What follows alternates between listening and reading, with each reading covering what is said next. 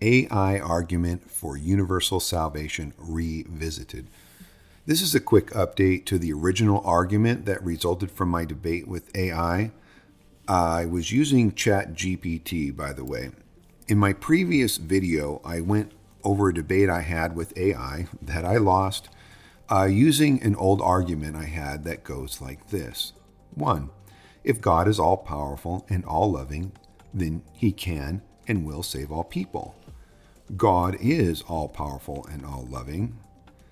3. Therefore, God will save all people. Now, the mistake I made, and having had experience with computer programming languages in the past, I was instinctively using a kind of machine logic, the if-then statement, which goes like this. If condition A, then condition B. Condition A confirmed, therefore condition B, or condition A false, therefore condition B false. Now, this is good machine logic, but it's apparently bad philosophy. I don't believe that it's a circular argument because the if premise could be negated, but of course, I presented this as a classic syllogism, which immediately was flagged by AI as begging the question. AI also raised some reasonable objections to my premises, so I decided I'm fighting a hopeless battle and conceded the argument. But in doing so, I decided to consult AI, which proved very useful. I asked AI, based on my argument, could you provide a sound argument that is persuasive but not overly forceful, leaving room for discussion, which ultimately resulted in this argument for the reasonableness of believing in universal salvation. And I'm very pleased with this argument. It really doesn't need improvement, but I decided, there are some scriptures that I can think of that would reinforce this argument. And so the result is this new argument. 1. God is all-loving and desires all people to be saved. 2. God is all-powerful and has the ability to save all people. 3. Human free will allows for the possibility of rejecting God's offer of salvation. 4. However, God's grace is greater than human sin and disobedience. 5. The Bible teaches that God's plan for salvation is to reconcile all things to himself through Christ. 6.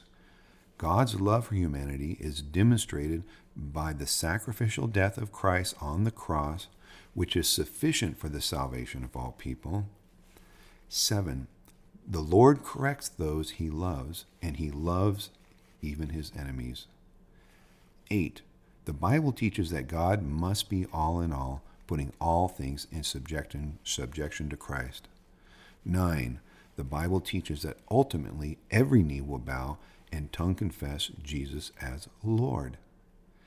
10. Confessing Jesus as Lord is a sufficient condition for salvation. Conclusion. Therefore, while human free will allows for the possibility of rejecting God's offer of salvation, it is reasonable to believe that God's love and power will ultimately triumph over sin and death, and that all people will ultimately confess Jesus as Lord, either by gaining their free will or through disciplinary correction, and all will ultimately be saved through Christ, that God may be all in all. Of course, each premise is backed by Scripture, and in this version of the argument, I am also disputing the notion that mankind's free will is something that cannot be checked by God through disciplinary correction in love. The reasoning behind the free will argument has been that it's incoherent to force someone to love you. Therefore, God cannot force us to love him. And I don't dispute that. However, nothing in Scripture indicates that salvation is dependent on our love for God, but to the contrary, salvation is dependent on God's love for mankind. So I do not believe the free will argument favoring endless punishment works and is completely irrelevant to salvation. It is God's love, sovereignty, and will that must ultimately prevail over the free will of mankind, not mankind's will. God permits our free will. I agree with that. And this is out of his love and patience. allowing us to learn from our mistakes, but not to the extent that he will allow us or permit us to irrevocably destroy ourselves where he cannot recover us. No responsible parent would permit this. And we are God's creation. We belong to him. He does allow us our free will. He does allow us to make mistakes and to learn from our mistakes. But ultimately, it is God's will that must prevail. And it is God's love for mankind that is necessary for salvation. It is not mankind's love for God that is necessary for salvation.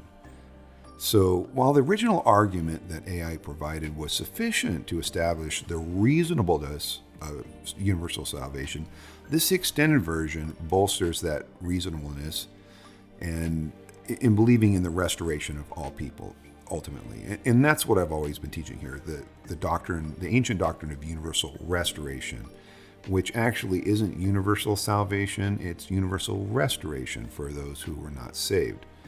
And I don't believe that's merely semantics. There is a big difference, but ultimately, yes, everyone is saved. And I will post this extended argument in the comments so you can share it with your friends and family. And I hope it'll prove useful to you in your discussions with other believers and people who are new to the faith as well. And thank you for listening. God bless you. Bye-bye.